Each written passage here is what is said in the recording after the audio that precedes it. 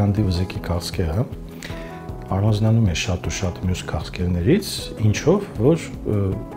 նա ունի ինֆեկցիոն հարուցիչ։ Մենք գիտենք, որ քաղցկեղների մեծ մասը գենետիկ մուտացիաների ֆոնի վրա են առաջանում։ Կրծքագեղձի քաղցկեղը ունի վիրուսային հարուցիչ, այսինքն դա վիրուսային հիվանդություն է, հիմքում ընկած է պապիլոմա վիրուսը։ Իսկ հաղթահարման համար պատվաստումները օգնում են կանխարգելել։ Այո, հենց հաշվի առնելով այդ հանգամանքը, կա մի այսպիսի կարծիք, որ արգանդի վզիկի քաղցկեղը ամբողջությամբ կարելի է աշխարհի երեսից վերացնել։ Մենք գիտենք, որ կան հիվանդություններ, ոնց որ ժանդախտը, պոլիոմիելիտը, որոնք որ պատվաստումների միջոցով ընդհանրապես վերացել են, նրանք գոյություն չունեն, այլ տեսականորեն արգանդի վզիկի քաղցկեղը կարելի է ուղղակի պատվաստումներով այնպես անել, որ ընդհանրապես այդպիսի հիվանդություն չլինի։ Իսկ ռիսկի խմբին հիմնականում ովքեր են գտնում, որ տարիքի կանայք։ Ռիսկը սկսվում է այն պահից, երբ որ կինը սկսում է սեռական կյանքով ապրել, քանի որ վիրուսը տարածվում է սեռական ճանապարհով։ Դրա համար միջին տարիքը համարվում է 18-ից 20 տարեկան, երբ որ դրանով վարակվում են։ Պիկը հասնում է 35-ից 45 տարեկան կանանց։ Իսկ կարող ենք ասել, որ այս խնդիրը նաև ունի ժառանգական բնույթ, թե բացառիկ խնդիր։ Իսկ առաջին ախտանշանները, որ մարդը կարող է հասկանալ, որ իր մոտ արդեն սկսվում է նման խնդիր, ինչ ախտանիշներով է արտահայտվում։ Արգանդի վզիկի քաղցկեղը ունի ախտանիշ, որը որ կոչվում է պոստկոիտալ արյունահոսություն, այսինքն ինձ կյանքով կինը որ ապրում է, այդ ակտից հետո կարող է լինի արյուն։ Կամ այսպես մսաջրի նման արտադրություններ, բայց դրանք սկզբնական փուլում չեն առաջանում, դրանք առաջանում են առաջի B, երկրորդ, երրորդ, չորրորդ փուլում արդեն, այնպես որ ես խորհուրդ չէի տա այդ ախտանիշների վրա հիմնվել։ Իսկ երբ որ դիմում են, երբ որ արդեն կա խնդիր, ինչ հիմնական ախտորոշում է իրականացվում, ինչ հետազոտություններ են իրականացվում։ Դե քանի որ տեսեք, վարակվելու պահից վիրուսը անցնում է փուլեր, այսինքն վարակվելու պահից մինչև քաղցկեղ զարգանալը միջինում 10 տարի է տևում։ Պրոցեսը տևում է 10 տարի, սկզբնական փուլերում դա լինում է նախաքաղցկեղ, որը շատ հեշտ բուժվում է, այսինքն այն կանայք, որոնք տարին մեկ անգամ արգանդի վզիկից պապքսուկ են հանձնում, պապիլոմավիրուս են հանձնում, այդ վիրուսի անալիզն են հանձնում, նրանք համարյա թե երաշխավորված այդ քաղցկեղը չեն ունենա, որովհետև նա նախաքաղցկեղի փուլում կարելի է վերացնել։ Բայց եթե քաղցկեղը արդեն կա, այնտեղ բիոպսիա են վերցնում, մագնետիկ ռեզոնանս տոմոգրաֆիա են անում, կոմպյուտերային տոմոգրաֆիա են անում, որպեսզի որոշեն քաղցկեղի փուլը, եւ փուլից ելնելով կազմակերպեն արդեն այդ քաղցկեղի բուժումը։ Իսկ բուժումը հիմնականում վիրահատական միջամտությամբ է ընթանում, թե նաեւ դեղորայքային բուժում հնարավոր է։ Առաջի փուլում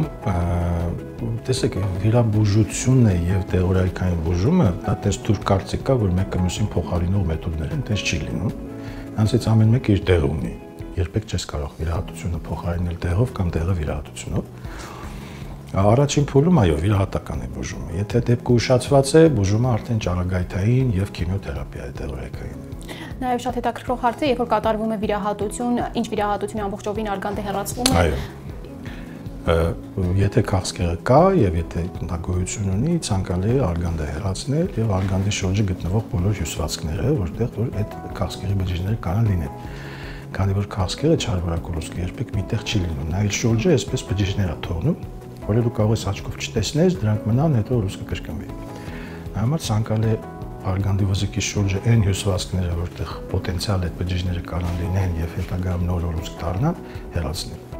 Իսկ վիրահատությունից հետո ինչպես է հատկապես փոխվում կանանց վերարտադրական շրջանը, կարող են կրկին պլանավորել հղիություն, ինչ ընթացքով է արդեն ընթանում այդ ամեն ինչը։ Դե արգանդը հեռացնելուց հետո, եթե ծվարանները պահպանվում են, կինը կարող սուրոգատ մայրով ունենա։ Իսկ հետվիրահատական շրջանը ինչպես է ընթանում, եթե ամբողջովին հեռացման բարդություններ առաջանում են, ինչ հիմնական բարդություններ են առաջանում։ Լինում են, որովհետև արգանդի վզիկի քաղցկեղի ժամանակ բավականին ծավալուն վիրահատություն է արվում, դա ոչ թե պարզ արգանդի հեռացում է, այլ դրա շուրջը գտնվող հյուսվածքների հեռացնելու համար բժիշկը պետք է աշխատի միզապարկի վրա, միզածորանների վրա, խոշորանոթների վրա եւ ընդհանրապես այսպիսի օրենք կա, որ մարդու օրգանիզմի մեջ, եթե վիրաբույժ ինչ-որ մի օրգանի շուրջը աշխատում եւ դրա շուրջը մաքրում է հյուսվածքները, բնականաբար այդ օրգանը կարող նեղանա եւ սկսի վատ աշխատել։ Դա վերաբերում է թե միզապարկին, թե անոթներին, թե միզածորաններին, թե ներվերին։ Քիչ, բայց խնդիրներ իհարկե առաջացնում են։ Ընդհանրապես ցանկացած բժշկական միջամտություն ինքը կարող է առաջացնել խնդիրներ։ Եվ ասեմ ավել, որ Դրանց ասում են side effect, հա, կողմնակի էֆեկտներ, այսօրվա օրով ամենակիչ կողմնակի էֆեկտները առաջացնում են վիրահատությունները, իսկ ամենաշատ կողմնակի էֆեկտները առաջացնում են տեղերը։ Իսկ կարող ենք համարել, որ վիրահատությունը լիովին խնդրի վերջնական բուժում է տալիս։ Ոչ միշտ։ Որովհետև եթե խոսքը գնում է չարվորակ ուռուցքի մասին, լիովին 100%-անոց բուժում երբեք չի ասվում։ Մի պարզ պատճառով, որ այդ հիվանդության մասին մարդկությունը ավելի շատ չգիտի, քան գիտի։ Ուրիշ բան, որ բժիշկը կարող է այս կամ այն հավանականությամբ տոկոսային, այսինքն եթե դա սկզբնական փուլում է, բուժման արդյունքները տատանվում են 80-ից 90%։ Եթե ոչ, դրանք իջնում են կամաց 70, 60, 50, 30 եւ այլն, դա կախված է երկու բանից՝ ինչքանով է դեպքը ուշացված եւ ինչքանով է ուռուցքը ագրեսիվ։ Իսկ վերջին տարիներին չեք նկատում մեր երկրում որքանով այս խնդիրը զարգացել է, աճել է, թե ավելի գնալով նվազել է։ Նու մեր երկրի ստատիստիկան ես դժվարանում եմ ասել, բայց այն երկրներում, որտեղ այդ մեխանիզմները աշխատում են, հաշվառման, զարգացած երկրներում այս հիվանդությունը քիչ է հանդիպում։ Ես ունեմ տվյալներ Շվեյցարիայից, Նորվեգիայից, այնտեղ համարյա այդ ուռուցքը չի հանդիպում, կամ Արևմտյան Եվրոպայում շատ քիչ է հանդիպում։ Նույն Գերմանիայում արգանդի վզիկի քաղցկեղ, եթե հանդիպում է, հիմնականում միգրանտների մոտ է հանդիպում, որոնք որ այդ ռեգուլար հետազոտությունները չեն անցնում։ Իսկ այն կանանց մոտ, ովքեր պատվաստվել են, նրանց մոտ ընդհանրապես այդ քաղցկեղը չի հանդիպում, իսկ շատ երկրներում այդ պատվաստման մեխանիզմները սկսել են շատ ավելի վաղուց,